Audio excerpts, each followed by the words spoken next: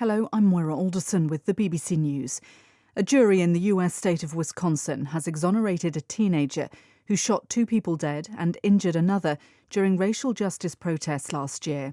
Kyle Rittenhouse sobbed on hearing the not guilty verdict.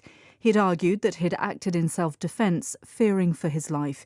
He used a semi-automatic rifle during protests in the city of Kenosha over the police shooting of a black man. His lawyer, Mark Richards, said the defense team was relieved at the outcome.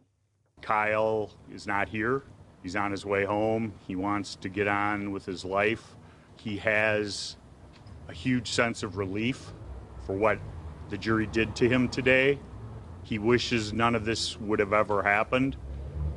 But as he said when he testified, he did not start this.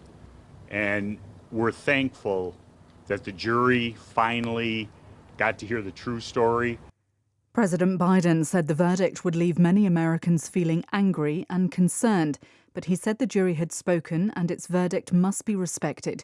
New York's Mayor Bill de Blasio called the verdict disgusting. Nomia Iqbal is in Kenosha and has more on the reaction there.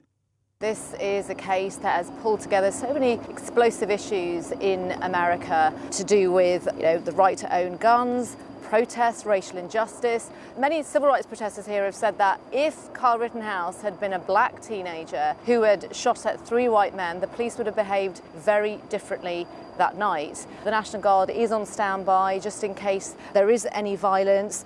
The family of one of the men who was shot dead, Anthony Huber, released a statement, and they said that this not guilty verdict sends this dangerous message that armed civilians can show up in a town and justify shooting people. The president of Belarus has admitted to the BBC that the security forces beat protesters in a notorious detention centre in Minsk in the aftermath of last year's elections, which were widely condemned as rigged. In an exclusive interview, Alexander Lukashenko promised to continue a crackdown against civil organisations he alleged the West had been financing. I'll answer your question with no bother. We'll massacre all the scum that you, the West, have been financing. Oh, you're upset that we've destroyed all your structures, your NGOs, and all those that you've been paying for. Police in the Dutch city of Rotterdam have fired warning shots during a demonstration by people opposed to the partial lockdown in the Netherlands. Local media said water cannon was also used to disperse a crowd after police vehicles were set on fire. The Netherlands has reimposed restrictions for 3 weeks in the face of rising coronavirus infections. World News from the BBC. The Peruvian opposition leader Keiko Fujimori says her party will back efforts to impeach the socialist president Pedro Castillo, who narrowly beat her in the election earlier this year. Other right-wing parties have drafted an impeachment motion accusing Mr. Castillo of being morally unfit to govern Peru. It's not clear if they have enough support in Congress to oust him. He's struggled to form a stable government since taking office 4 months ago. Leaked documents from a bank in Gabon show that vast sums of state funds from the Democratic Republic of Congo have been funneled through companies owned by people close to the former president, Joseph Kabila. The French investigative journal Mediapart and the Platform to Protect Whistleblowers in Africa found that tens of millions of dollars worth of public money were deposited into accounts held by these firms. The US Secretary of State has said America will adopt a transparent and sustainable approach towards building infrastructure in Africa.